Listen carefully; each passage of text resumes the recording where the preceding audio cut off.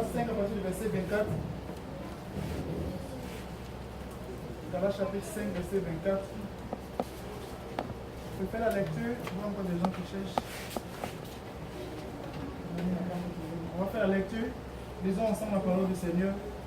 Ceux qui sont à Jésus-Christ ont crucifié la chair avec ses passions et ses désirs. Si nous vivons par l'Esprit, marchons aussi selon l'Esprit. Ne cherchons pas une vaine gloire en nous provoquant les uns les autres, en nous portant envie les uns aux autres. Amen. Amen. Ce soir, avec l'aide du Seigneur, je voudrais prêcher un message que le Seigneur m'a donné qui m'inquiétait pour ma famille. Juste ma famille. C'était juste ma famille et je l'ai prêché à ma famille. Mais ce soir, je me sens de le prêcher à tout le monde. Parce que ma famille, c'est aussi vous. Et c'est un message qui nous a vraiment fait du bien. Et je pense que c'est un message pour un temps comme celui-ci. Amen. Prions ensemble le Seigneur. Père, ce soir, nous venons devant ta face, papa, pour entendre de ta part. Père, non pas moi, mais à toi seul la gloire, Jésus. Je veux juste être le canal que tu utilises pour parler à ton peuple. Le canal que tu utilises pour parler à ma vie, Jésus. Père, que ta parole puisse toucher ma vie et la changer, Père. Que ta parole puisse changer toutes choses en moi. Qu'elle puisse porter du fruit et aider d'autres personnes à grandir et à vivre, Père du gloire, comme tu le désires. Papa, je veux prêcher cette parole sans crainte ni faveur, ni hésitation, papa. Sans compromis, Jésus. Je veux juste dire ce que tu me mets à cœur de dire. Père, conduis-moi, aide-moi à le faire, papa. Et que la gloire te revienne, papa. Nous bénissons ton nom, papa. Nous bénissons ton nom. Nous bénissons ton nom, Jésus. À toi seul l'honneur et la gloire. Au nom de Jésus. Amen. Vous savez, quand nous venons à l'église et que nous recevons le Saint-Esprit, c'est une promesse que Dieu a faite. Nous recevons le Saint-Esprit, nous commençons à vivre par le Saint-Esprit. Nous faisons des miracles, nous guérissons les malades, nous prions pour des gens, ils ont un emploi, Dieu ouvre des portes. Et nous prions pour des gens, même ils sont remplis du Saint-Esprit. Si nous faisons toutes ces choses devant les gens, prêchons la parole de Dieu, nous faisons toutes ces choses, et nous rentrons chez nous à la maison, qu'est-ce que nous sommes? Est-ce que nous sommes la même personne? C'est en fait ce que nous sommes à la maison quand il n'y a personne. Quand il n'y a personne, ceux qui prient, c'est ça que véritablement que Dieu regarde. Pour dire que nous pouvons faire toutes ces choses, mais que le Seigneur va revenir et dire qu'il ne nous connaît pas. Il va nous permettre de guérir, de faire des miracles, de faire des choses puissantes. Mais si nous n'avons pas une relation, une bonne relation avec lui, une relation personnelle avec lui, et nous regardons seulement les gens qui applaudissent, qui disent waouh, c'était bon, c'était comme ça, tu es bien, nous sommes en train d'aller tout droit vers l'enfer. Le Saint-Esprit nous utilise à tous niveaux. Il change toutes choses, commence à agir dans notre vie.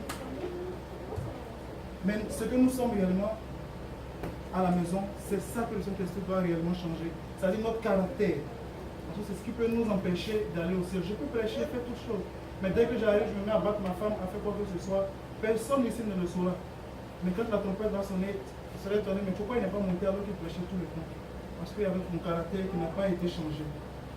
Et si nous ne changeons pas notre caractère, nous ne changeons pas ces choses que la chair nous amène à faire, nous allons rester sur la terre. C'est pour ça que Paul dit, il faut que nous crucifions la chair. Et il dit, ceux qui sont à Jésus l'ont fait. Mais ce soir, avec l'aide de Dieu, ce que je voulais prêcher, c'est jusqu'à quel niveau as-tu crucifié la chair? Et comme je l'ai dit tantôt, c'était un message pour ma famille et pour moi-même aussi. Prions ensemble le Seigneur, encore une fois, mes frères. Père, nous prions que tu viennes, tu nous parles. Papa, viens parler au cœur de chacun. Parle au cœur de chacun et que ta parole puisse porter du fruit, papa. Nous sommes une église qui est en train de grandir, une église qui est en train de naître, Père. Nous savons que des moments difficiles vont arriver, Jésus. Mais nous voulons compter sur toi quand ces moments arrivent. Nous voulons regarder à toi et être une église qui cherche ta face quand les moments difficiles arrivent, afin de grandir et de vivre la vie que tu as prévue, papa. Nous bénissons ton nom. Honneur et gloire te soit rendu au nom de Jésus. Amen. Dans ce texte, Paul s'adresse aux gens qui habitent la ville de Galate. Donc, plus précisément à l'église de Galate. Donc, il ne parle pas de païens, pas de chrétiens. C'est aux chrétiens qu'il est en train de dire, si nous vivons par l'esprit, marchons aussi selon l'esprit, c'est à eux qu'il est en train de dire que vous devez avoir crucifié la chair avec ses passions et ses désirs. Paul a écrit plusieurs épîtres. Et à chacune de ces épîtres, par exemple pour les Corinthiens, quand on lit, on se rend compte que Paul leur a écrit parce que c'est lui qui a implanté l'église. Mais dans l'église, il a commencé à avoir des problèmes. En 1 Corinthiens 5 et 6, Paul dit par exemple qu'on a entendu que parmi vous, il y a des gens qui couchent avec la femme de leur père, de leur parent, de leur papa. Ça existait à l'église de Corinthe, déjà. Et Paul est en train de régler ces problèmes-là en leur parlant. Il dit aussi qu'il y a des problèmes qui arrivent parmi vous, et les problèmes qui arrivent, ce sont les païens qui les règlent. Que ça ne marche pas comme ça. C'est vous qui allez juger plus tard les anges, c'est vous qui allez juger le monde.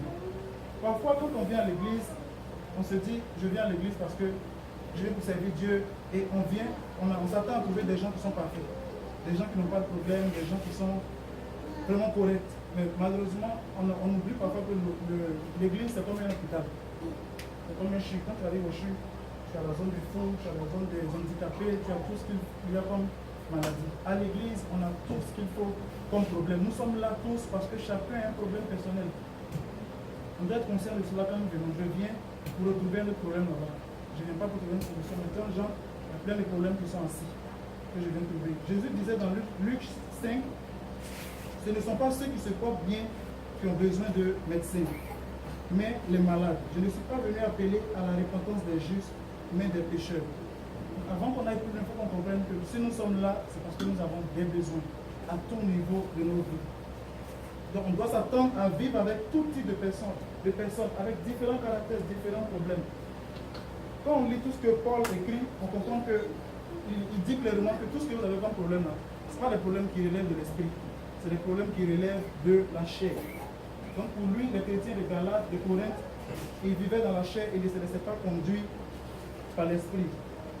Un peu avant le passage qu'on a lu, Galates 5,13, il dit, frères, vous avez été appelés à la liberté. Seulement ne faites pas de cette liberté un prétexte de vivre selon la chair. Mais rendez-vous par la charité serviteurs les uns des autres. Car toute la loi est accomplie dans une seule parole. Dans celle-ci, tu aimeras ton prochain comme toi-même. Vous savez, aimer son frère, sa soeur, le sang, son mari, c'est moins difficile et c'est évident. C'est normal que j'aime ma femme, que je ne l'aime pas, il y a un problème. Mais aimer un inconnu, parce que pour la plupart d'entre nous sommes des inconnus, je connaissais juste ma femme quand j'atterrissais à l'aéroport ici. Nous étions tous, et moi je dis aussi. Amen. Mais pour beaucoup d'entre nous, on ne se connaissait pas. Mais on a appris, si aujourd'hui on s'appelle maman, ma soeur, mon frère, on a appris à s'aimer. Mais c'est une chose qui est vraiment difficile. Jésus dit la Bible dit dans 1 Jean 4, si quelqu'un dit j'aime Dieu et qu'il haït son frère, c'est un menteur. Car celui qui n'aime pas son frère qu'il voit, comment peut-il aimer Dieu qu'il ne voit pas? La première chose qu'on doit faire quand on entre dans la maison de Dieu, c'est aimer. C'est difficile, mais c'est aimer. Parce que si tu dis, cette personne, parfois on entend, j'aime pas cette personne, j'aime pas ça, j'aime pas ci. Pourtant, la même personne dit, j'aime Dieu. Mais Dieu dit, si tu dis que tu m'aimes et que tu haïs ton frère, c'est que tu aimes Dieu. Aimer et servir vont de pair. Quand nous aimons, nous devons apprendre à servir les autres. Quand Jésus a lavé les pieds de ses disciples, les pieds poussiéreux, on en a parlé une fois déjà, c'était pour leur montrer comment servir. Si Dieu nous permet d'être sauvés, nous, c'est pour pouvoir servir les autres. Mais si nous commençons à nous haïr entre nous, on va s'auto-détruire.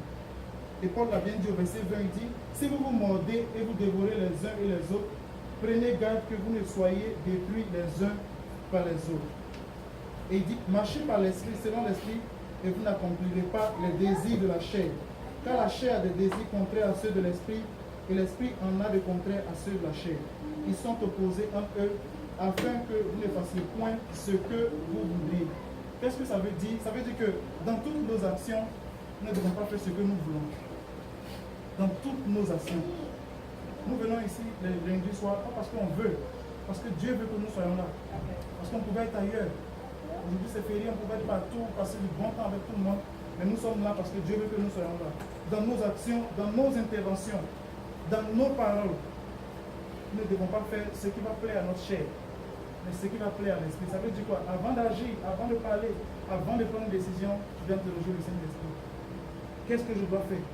Quand nous nous rencontrons hors de l'église, dans nos différentes maisons, est-ce que notre discussion glorifie le Seigneur? Tout ce que nous devons faire doit glorifier le Seigneur. Toutes nos médisances, nos maladresses, parfois, ne viennent pas de l'esprit. Mais ça vient des choses que notre chair aime. Comme le passage le dit, la chair et l'esprit se tiraillent. S'il y a quelque chose que la chair aime, l'esprit ne va pas l'aimer. Par exemple, on le voit quand quelqu'un vient donner sa vie à Jésus, se fait baptiser, rempli du Saint-Esprit. Je vais prendre mon exemple. Quand j'ai décidé de suivre le Seigneur, je passais beaucoup de temps avec les gens, les autres s'ont mis à boire de l'alcool. Mais quand je passe d'un endroit et puis il y a une fête, par exemple, tout le monde est là, l'alcool est là, tu es tenté d'aller encore goûter à cet alcool. La chair te dit vas-y, vas-y, goûte. Mais l'esprit que tu as te dit non, que tu résistes. Et c'est comme ça que c'est tirage chaque fois. Et pour cela, on fait attention, pour chacune de nos décisions, il y a un tiraillement. Parce qu'on n'est pas très souvent, on a un parti pris déjà. Oh non, j'ai décidé déjà que je fais ça, je fais et je ne pense pas au Seigneur. Mais si on prend le temps de prier, on va sentir le tiraillement. Il y a la chair qui te dit non, fais ceci. Oh, tu n'as pas besoin de l'appeler, tu n'as pas besoin de faire ça. Non, fais-le. Non, je dois faire ça. Non, il faut que je fasse. Et il y a un tiraillement comme ça, puis on finit par prendre la bonne ou la mauvaise décision. La chair ne va jamais nous demander de faire ce qui plaît à Dieu. C'est difficile de se réveiller à 2h du matin, à 3h, de s'asseoir et prendre 2 heures pour prier. Mais c'est très facile de se réveiller à 2h du matin, surtout pour nous les hommes, pour voir un match de football qui a lieu dans un autre pays, mais qui a lieu à 2h. On a le temps de s'asseoir et on regarde jusqu'au matin. Ça, c'est pas l'esprit qui nous donne la force de faire. C'est très facile pour un homme que quelqu'un de s'asseoir, d'étudier de 23h jusqu'à 6h du matin. Mais quand on va à la veille de prière, dès qu'on commence 23h à 1h du matin, beaucoup de personnes ont déjà étendu leur nappe et commencent à dormir. Parce qu'il y a un tiraillement entre la chair et l'esprit. Dans Jean 14, verset 26, la Bible dit « Mais le consolateur, l'Esprit Saint que le Père enverra en mon nom, vous enseignera toutes choses et vous rappellera tout ce que je vous ai dit. » À partir de ce verset, nous comprenons que la vie du Saint-Esprit compte. Son rôle, c'est de nous enseigner tout ce que nous devons faire. Mais si nous le mettons à l'écart, il ne viendra jamais s'imposer. Il va rester à l'écart et nous allons marcher dans la chair et faire tout ce que notre chair désire. Au verset 16 de Galates 5, Paul parle de marcher selon l'esprit. Quand on dit marcher, ça indique une action continuelle. Ce n'est pas juste je dois être là. Si je suis là, je ne marche pas. Mais quand je mets un pas, 2 pas, je commence à marcher. Donc c'est comme un style de vie. Ça veut dire marcher selon l'esprit, c'est chaque jour tenir compte de l'esprit pour avancer. Et quand quelqu'un marche, il doit progresser. Comme les enfants, quand ils commencent 4 pas, ils ne restent pas là toute leur vie. Ils avancent. Mais si nous, enfants de Dieu, on veut progresser dans notre marche, ça prend qu'on les fasse avec le Saint-Esprit. Sinon, on va avoir l'impression de tourner en rond toujours, de tourner en rond, de tourner en rond, de tourner en rond. On doit en fait soumettre le contrôle de nos décisions, de nos actions, le contrôle total de notre vie au Saint-Esprit. Parfois, ça va faire mal, très mal, parce qu'il va nous aller dans la direction contraire. Mais c'est la bonne direction, parce que lui seul, c'est son rôle en fait, de nous conduire.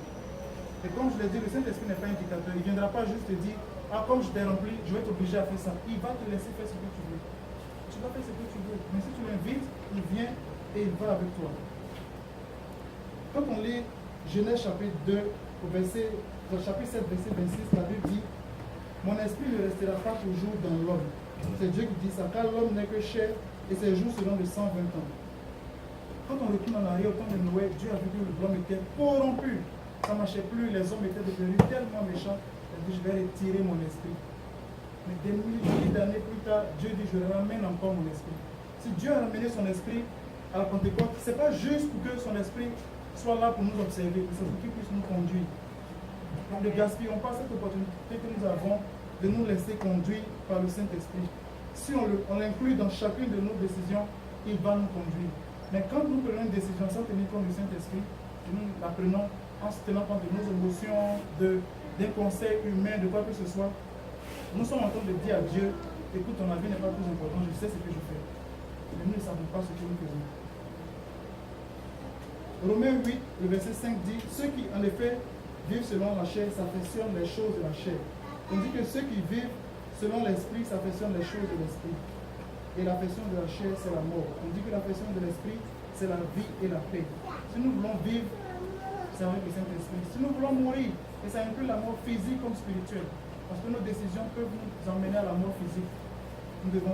Si nous devons mourir, c'est avec la chair, mais l'esprit, c'est la vie et la paix. Alors, quelles sont ces choses de la chair et celles de l'esprit? Dans Galates 5, verset 19, Paul dit, les œuvres de la chair sont manifestes. Ça veut dire que les œuvres de la chair, on les voit. Elles sont évidentes. On n'a pas besoin d'avoir un doctorat pour les comprendre. C'est des choses simples qu'on comprend. Et les signes dit l'impudicité, l'impureté, la dissolution, l'idolâtrie, la magie, les inimitiés, les querelles, les jalousies, les animosités, les disputes, les divisions, les sectes, l'ivrognerie, l'envie, les excès d'état et les choses semblables. On ne va pas voir ces choses en détail, mais on peut les regrouper en 3 grandes catégories. Paul les divise, on peut les diviser par exemple la sexualité, une grande partie qui comporte la sexualité. Nous savons tous aussi que le sexe c'est pour le mariage. Aujourd'hui, le monde tente de nous enseigner autre chose que ce que la Bible nous dit. Mais nous devons retenir et l'enseigner à nos enfants que le sexe a été réservé pour le mariage. Et le mariage, c'est entre un homme et une femme. C'est des sujets sur lesquels je ne veux pas trop entrer parce que nous sommes pas venus d'apprendre encore dessus. Amen. La deuxième partie, c'est la religion. Quand il parle de magie, il parle d'idolâtrie, on peut le regrouper dans la religion. Aujourd'hui, on est en Occident et très souvent, on entend vous, sûrement vous aussi, les gens qui disent, je dois lire mon horoscope aujourd'hui pour pouvoir voir ce qui va se passer, je dois faire ceci, je dois aller voir tel médium, je dois voir telle personne, elle lit dans les doigts. Nous n'avons pas besoin de lire dans quoi que ce soit pour savoir ce qui va nous arriver. La Bible dit dans Jérémie 1,4, avant que je t'eusse formé dans le ventre de ta mère, je te connaissais. Dieu nous connaît. Et il dit, avant que tu fusses sorti de son sein, il t'avait consacré, je t'avais établi. Dieu a déjà un plan pour chacun de nous. Si on se retourne vers lui simplement, il a un plan. Ça peut prendre du temps, mais ce plan va s'accomplir. Il dit aussi dans Jérémie 29, au verset 11, je connais les projets que je formais sur vous. Ce sont des projets de paix et non de malheur. Mais parfois, on ne voit pas le nom, on voit seulement le malheur. Dès que le malheur commence à frapper, on se dit, oh, voilà les projets qu'il a fait. Mais laisse le malheur, après le malheur va devenir autre chose. Il faut juste attendre simplement, afin de vous donner un avenir d'espérance. Mais ce soir, permettez-moi de m'attarder un peu sur les relations humaines. C'est la dernière partie de ce verset qu'on vient de lire. Et en parlant des relations humaines, je ne viens pas vous donner des leçons pour dire me monter supérieur à qui que ce soit, mais je veux juste dire ce que le Seigneur m'a dit que je dois dire à chacun de nous. Parce que nous sommes une église qui est en train de grandir et les relations humaines, ça compte beaucoup quand une église est en train de grandir. Parce que nous sommes la base sur laquelle Dieu va ajouter. Sur la base est fissurée. Tout ce que Dieu va ajouter vont tomber dans cette fissure et nous n'allons jamais monter, nous allons toujours rester là. C'est pour ça que ce soir, je vais m'attarder vraiment sur les relations humaines. Les querelles, les jalousies, les animosités, les disputes sont 5 situations que nous pouvons observer là où se trouvent des êtres vivants. Je dis êtres vivants parce que même parmi les animaux, on le voit. On le voit avec les coqs, les poules, les moutons, on les observe. On peut voir les jalousies, les animosités, ça existe. Et parmi nous, les humains, surtout. Donc ces choses ne sont pas nouvelles, elles ont déjà existé, même dans la Bible. Et je veux citer quelques références qu'on va comprendre ensemble. Matthieu 20, 24. Alors la mère, Matthieu 20, verset 20 à 24, la mère des fils de Zébédée s'approcha de Jésus avec ses fils. Elle se prosterne, je vais paraphraser au fur et à mesure, et lui fait une demande. Jésus lui dit, que veux-tu? Elle dit, Jésus, ordonne que mes 2 fils que voici soient assis dans ton royaume, l'un à ta droite et l'autre à ta gauche. Jésus lui répondit, vous ne savez ce que vous demandez. Pouvez-vous boire la coupe que je dois boire? Il dit, nous le pouvons. Vous savez, nous les hommes sommes très souvent tirés par les honneurs, par les titres. Ils sont assis avec Jésus. La seule chose que la femme avait demandé, c'est que ses 2 fils, parmi les 12 qui étaient là, eux, ils soient juste assis à gauche et à droite de Jésus. Et les autres, ils peuvent se débrouiller. Malheureusement, c'est un problème que nous retrouvons dans les églises qui sont en train de grandir. Les honneurs, les titres, ce n'est pas pour satisfaire l'esprit. La Bible dit que c'est Dieu qui élève et c'est Dieu qui l'abaisse. Nous devons attendre chaque fois le temps de Dieu, que Dieu le fasse. Parce que si nous nous précipitons, chez moi, dans ma tribu, il y a un proverbe qui dit, tu te dépêches pour enlever ta tête ventre. Nous précipitons pour avoir des titres et des honneurs. Ça va s'effriter comme du carton et nous allons perdre la place que nous devons. Parfois, on pense que c'est le fait d'être proche d'un homme de Dieu, d'être plus proche du pasteur, d'être plus proche d'un tel qui fait de nous garantir une place au ciel. Et c'est des choses qui ont existé, la femme l'a prouvé. Mais ce n'est pas ce qui compte. Tout à l'heure, avant de commencer, je l'ai dit, c'est ma relation personnelle avec Christ. Ce que les gens ne voient pas quand je suis seul.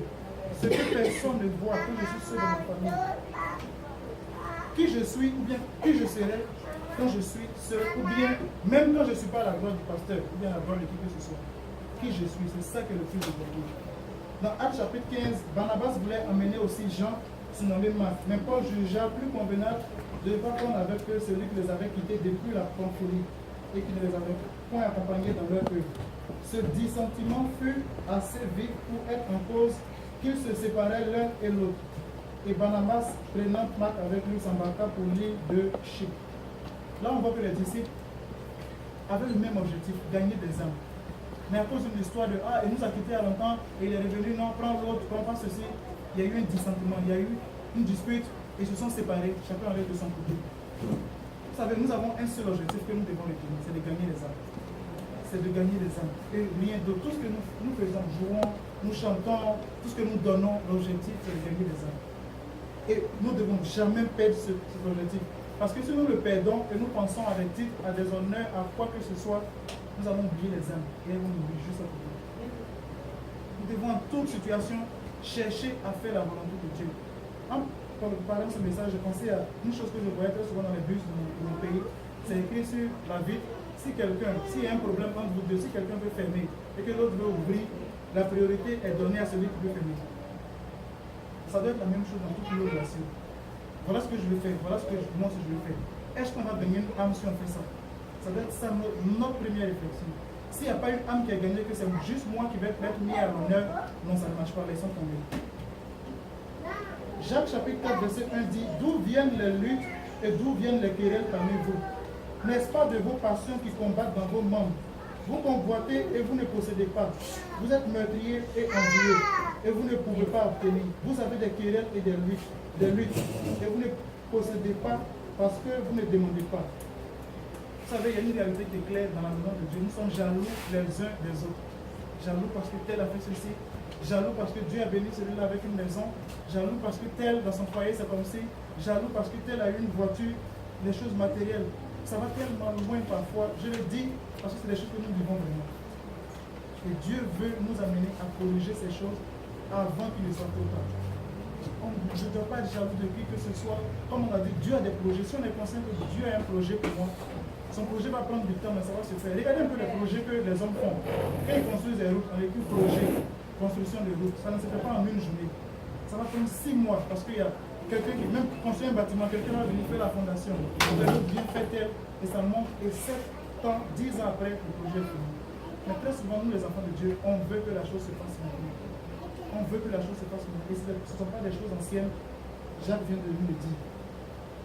Même les choses spirituelles, il y a très souvent de la jalousie. Il y a beaucoup de jalousie. Et le pasteur l'a enseigné plusieurs fois ici. Et hier encore, pour ceux qui étaient à Saint-Laurent, il a prêché. Ce n'est pas le fait de se tenir ici, tenir un micro ou tenir quoi que ce soit, qui prouve que nous sommes des serviteurs de Dieu. Mais c'est ce que nous faisons toujours dans le secret. Aujourd'hui, nous sommes venus, les chaises étaient déjà installées. La personne qui l'a fait, on ne sait même pas qui l'a fait. Mais gloire à Dieu. C'est ça le plus important. Mais ce n'est pas le fait d'être toujours en train de courir. Malheureusement, nous perdons l'objectif.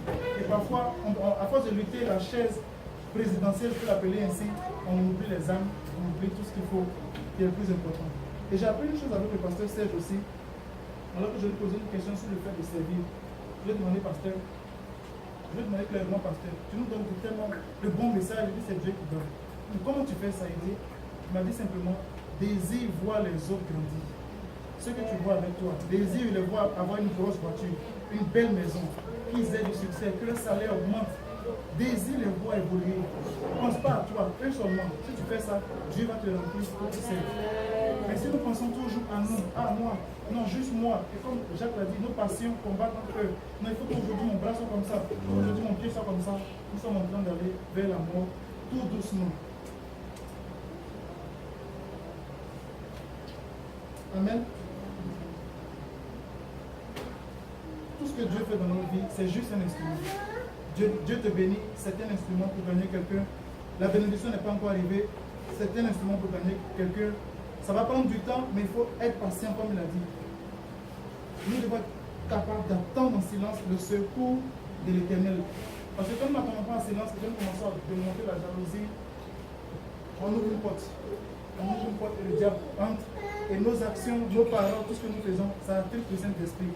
Mais l'une des choses pour lesquelles je voudrais parler aujourd'hui, c'est que nos actions, nos choses blessent beaucoup de personnes dans notre entourage, beaucoup de frères et de sœurs. Notre manière de faire, tout ce que nous faisons chaque jour, blesse des gens sans que nous puissions nous en rendre compte. Chaque enfant de Dieu doit normalement s'asseoir chaque soir et dire aujourd'hui quelle a été ma journée, qu'est-ce que j'ai fait. Ah, quand je dis telle chose, est-ce que ça c'était correct? Quand j'ai posé telle action, est-ce que c'était correct? Nous devons le faire avant même d'aller nous coucher. Parce que la Bible dit que Dieu voit toutes choses, il sait toutes choses. Si nous ne le faisons pas et que nous rendons l'âme cette nuit-là, nous savons tous nous en passer. Chaque choix, soit prenons le temps de revenir en arrière. Pourquoi c'est important de faire attention à toutes nos actions pour ne pas blesser ceux qui sont autour de nous? La Bible dit dans Matthieu 18 au verset 7, malheur au monde à cause des scandales. Car il est nécessaire qu'il arrive des scandales. Mais malheur à l'homme par qui le scandale arrive. Quand je parle de scandale, peut-être qu'on ne comprend pas, mais Simon Pierre s'approche de Jésus. Jésus lui dit, bientôt je vais à Jérusalem, voilà ce qui va m'arriver. Et Simon Pierre dit à Jésus, à Dieu, je vais paraphraser, que cela n'arrive pas en fait. À Dieu cela plaise, que cela n'arrive pas. Il dit, ce que tu as dit là, ça ne va pas arriver. Jésus lui dit, arrière de moi, Satan, tu mets en scandale. Nous devons faire attention pour ne pas être un scandale pour les autres. Autour de nous, il y a plein de personnes qui nous observent. Plein de personnes qui nous observent, qui regardent nos actions. Et chacune d'entre elles peut être un frein pour quelqu'un d'entrer dans la maison du Seigneur. Peut faire que quelqu'un va sortir même de la maison du Seigneur. Devons réfléchir. Quelles sont les pensées? Quand Jésus s'est retourné vers Simon Pierre, il lui dit, arrière de mon savon, tu mets un scandale, car tes pensées ne sont pas les pensées de Dieu, mais celles des hommes. Quelles sont nos pensées chaque jour? Et comment nous traduisons nos pensées par nos émotions? Quelles sont les paroles que nous sortons? Qu'est-ce que nous disons des autres quand nous sommes dans nos maisons? Et comme je l'ai dit au début, je ne parle pas seulement à vous, mais je me parle à moi-même aussi. C'est vraiment difficile. Mais qu'est-ce que nous disons des autres quand nous sommes chez nous? Est-ce qu'on a une fois réfléchi? On s'est une fois dit, est-ce que ce que je vais faire là, ça aura une portée physique et peut-être spirituelle? Oui, nos actions ont une portée physique et spirituelle. Les paroles que nous prononçons, tout ce que nous disons. Philippiens 2:3 dit, ne faites rien par esprit de parti ou par vaine gloire, mais que l'humilité vous fasse regarder les autres comme étant au-dessus de vous-même. Et que chacun de vous, au lieu de considérer ses propres intérêts, considère aussi ceux des autres. Quand je lis de tels versets, je me dis, waouh, c'est dans la Bible, c'est écrit clair comme ça dans la Bible, oui. Mais c'est tellement difficile de le faire. Combien de fois nous avons pensé seulement à nous, à nos enfants, à notre mari, à notre femme, oui, juste moi. Combien de fois alors que le besoin était là, oh, il faut qu'on transporte quelqu'un, fasse ceci. Non, combien de fois on a juste pensé à nous? Réfléchissons un peu juste à ça, combien de fois? Ici, dans cette église, nous ne sommes pas un club social. Ce n'est pas l'église d'un parti politique, l'église d'un groupe ethnique, ce n'est pas l'église des Haïtiens, des Congolais, des Ivoiriens, c'est l'église de Dieu. Celui qui est juste au milieu, c'est Jésus. Et nous devons faire attention parce que très souvent, dans nos plaisanteries, on a tendance à dire des choses qui vont faire croire à des gens qui sont juste là que, oh, ça c'est déjà un groupe qui est déjà constitué, moi je dois rester juste à l'écart. Faisons attention de faire ça, nous allons perdre des âmes, nous allons perdre des gens. Nous ne devons pas avoir une grande estime de nous. Jésus avait le seul trône, il y a un seul trône dans le ciel, c'est le trône de Jésus. Et il était assis tout seul sur ce trône, il a délaissé, la Bible dit qu'il a délaissé son trône. Et il s'est révélé aux hommes manifestés dans la chair. Il n'a pas juste dit quand on le frappait, tu sais qui je suis. Dans le ciel, c'est moi qui suis assis. Non, il n'a jamais dit ça. Mais il a juste souffert jusqu'à la mort pour que nous soyons sauvés. Chacun de nous doit voir l'autre homme étant au-dessus de lui. Aussi petit, aussi grand, aussi riche qu'il soit. C'est vraiment difficile de faire ça, de voir l'autre aussi plus grand que nous. Parce qu'on a nos propres considérations, on a nos propres manières. Moi là, je suis comme ça. Oh, moi là. Et quand tu vois l'autre, non, moi je ne parle pas comme ça, moi je suis comme ça. Ça ne va pas marcher, mes frères. Ça ne peut pas marcher. Si nous continuons comme ça, nous allons vers un suicide spirituel. L'autre est au-dessus de moi. Je suis plus petit. Ça ne m'enlève rien. D'ailleurs, quand je dis que l'autre est plus grand que moi, ça ne m'enlève rien. Je suis toujours là, j'ai la même femme, les mêmes enfants, la même maison. Et Dieu est glorifié. C'est ça qui est le plus important. Jésus dit dans Matthieu 28, quiconque veut être le premier parmi vous, qu'il soit votre esclave. Si quelqu'un parmi nous, quelqu'un qui nous suit en ligne, veut être plus grand, qu'il soit l'esclave des autres.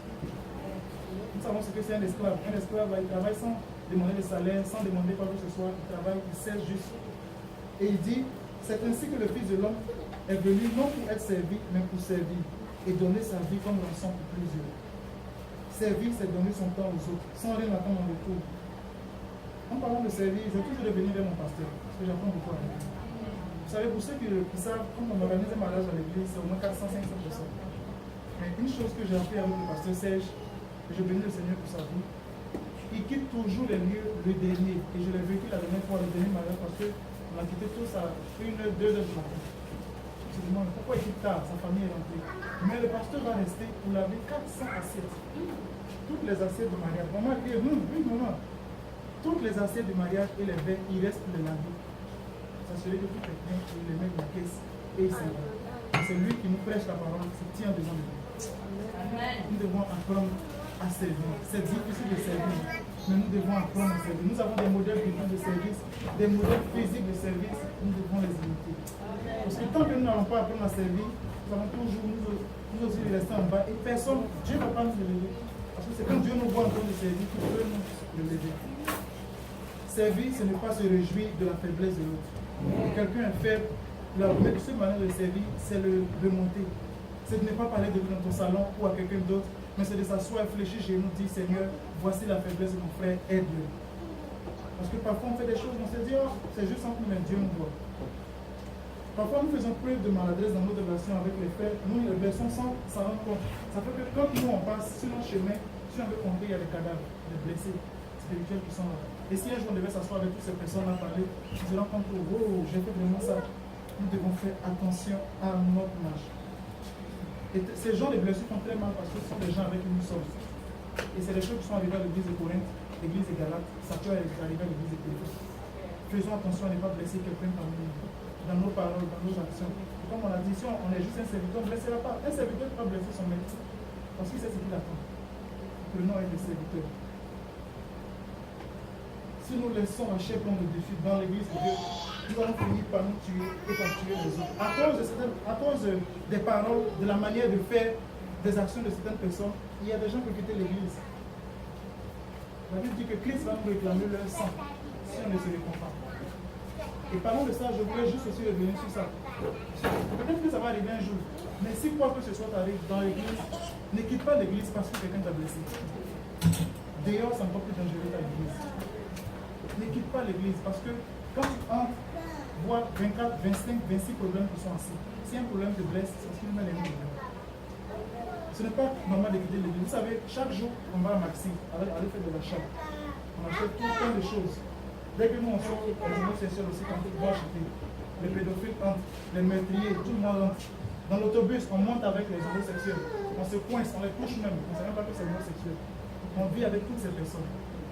Mais à l'église, dès que quelqu'un te marche le pied, on sort de l'église en mauvais parce qu'il a marché sur le pied. Vous savez, dans le bateau de Noé, si Noé se disait, parce que la moufette a pété, a fait du vent, ça sent, je vais juste ouvrir la fenêtre, il allait mourir. L'eau allait entrer et puis inonder tout le bateau. S'il voulait ouvrir la porte juste un peu pour respirer, l'eau allait entrer. Mais ils sont restés pendant 40 jours, 40 minutes dans ce bateau. L'église, c'est le bateau, c'est le seul bateau, c'est là où tu peux être sauvé. En dehors de l'église, tu vas mourir. Restons dans l'église. Ne laissons personne nous blesser, nous enlever.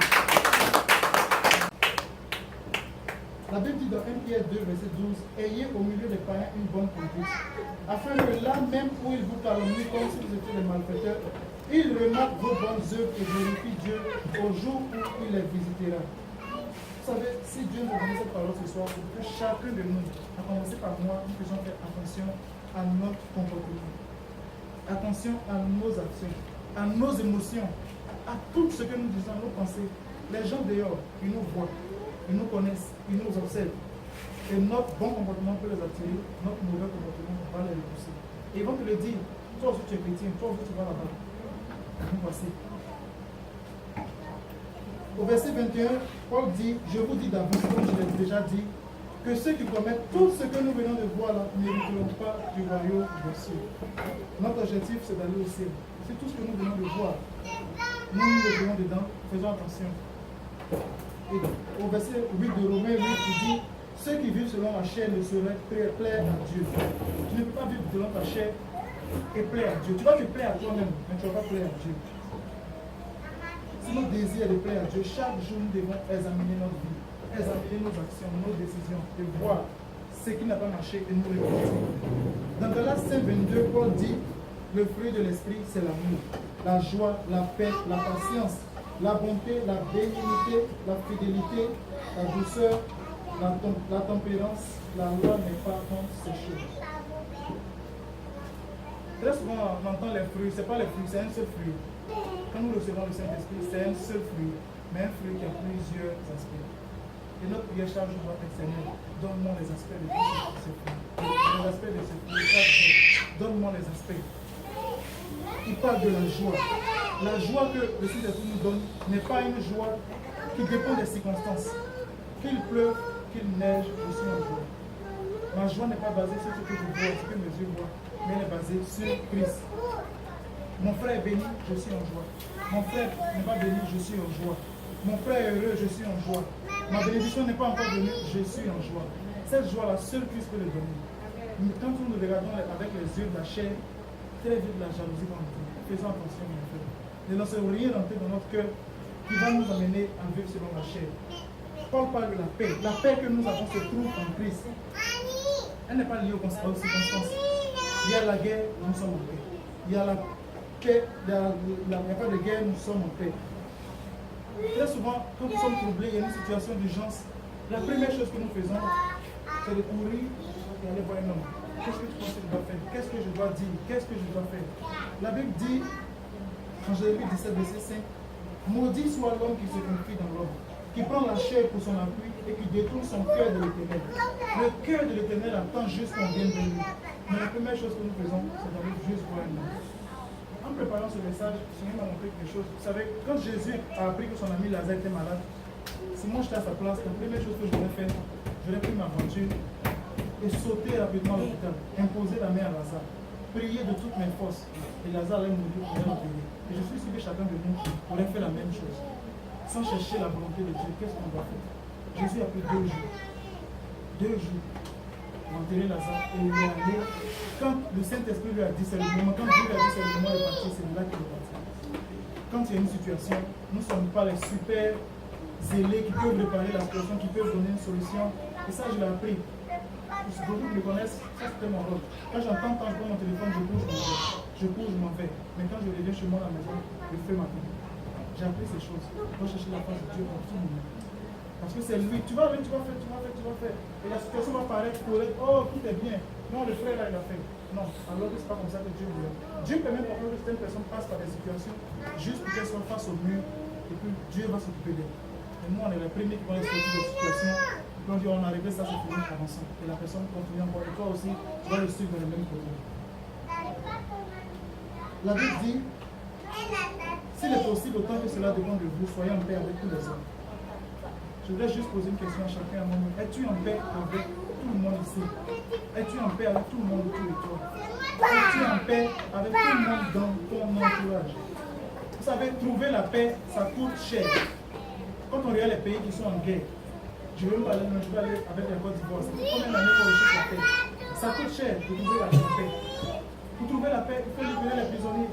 Trouver la paix, il faut libérer tout le monde. Tout le monde est chez, mais ça coûte cher de trouver la paix. C'est pour ça que les hommes font tout, mais ça ne marche pas. Pour ceux qui suivent l'actualité, le Canada est en train de négocier dur avec les États-Unis. C'est tellement serré qu'on a l'impression que. Et les portes se ferment partout.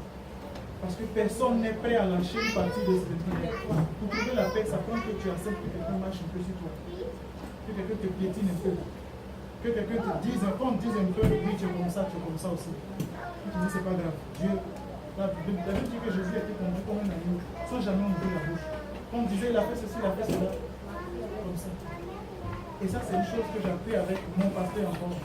Si tu apprends à fermer ta bouche quand on t'accuse, Dieu va se dérisquer. Dieu va ouvrir la bouche des gens pour dire, wow, mais il n'est pas. Apprenons à fermer notre bouche seulement dans ces situations-là. Et laissons Dieu seul le faire. Recherchons la paix avec tout le monde. La paix doit être ce que nous cherchons chaque jour. La Bible dit rechercher la paix, la sanctification de la paix, sans laquelle nul ne verra de paix.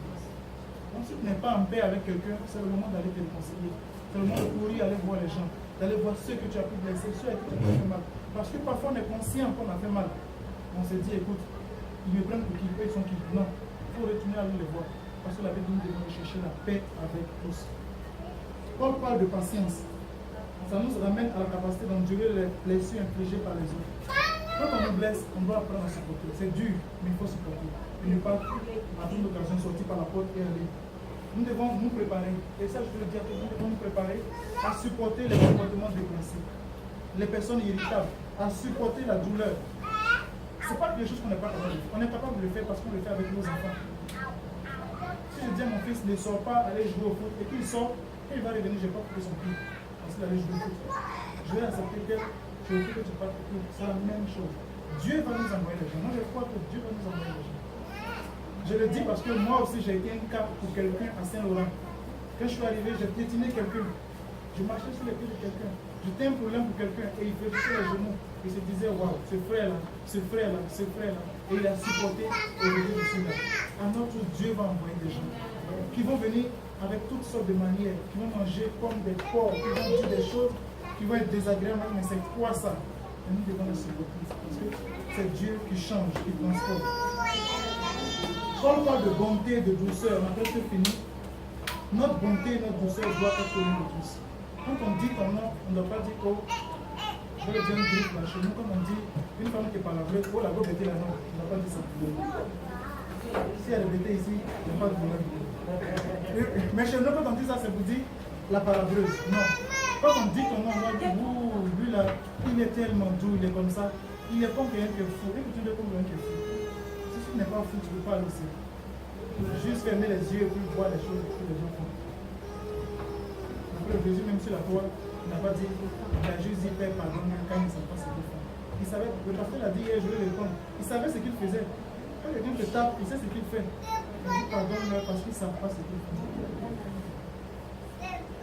Donc notre douceur doit produire une attitude d'humilité, de gentillesse, et ça produit un fruit. Il y a tellement de témoignages, ça produit un fruit. Il y a tellement de personnes qui le disent. Ah, je suis venu à cause de telle personne, parce qu'elle était toujours comme ça. Je me suis dit, il y a quelque chose qui est bien, il faut que je reste. Juste pour ça, il y a tellement de témoignages. Je ne peux pas en donner, on n'a pas assez de temps. Mais nous devons marcher par l'esprit. Consulter l'esprit. De la manière comme dans le monde, les païens, ils ont un problème.